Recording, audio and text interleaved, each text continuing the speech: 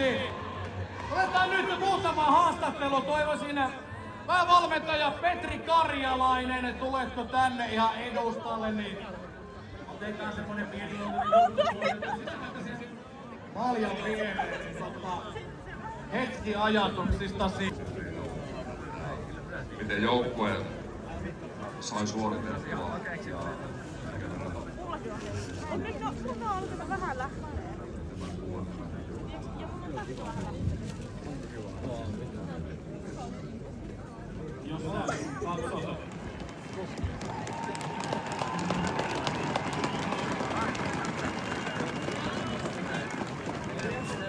Ja mietit päävalmentajan silmin, miten sä luonnehtisit sun pelaajia, sun taustaryhmän muita valmentajia?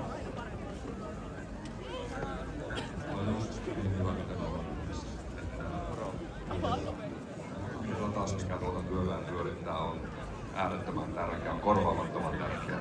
Ja sanoin joku sen finaalin jälkeen, että tätä tunnettahan ei tule koko ilman meiltä ikinä pois, mitä me ollaan yhdessä tehty. Se tulee aina olemaan ja taas tämä koko rykmentti tässä.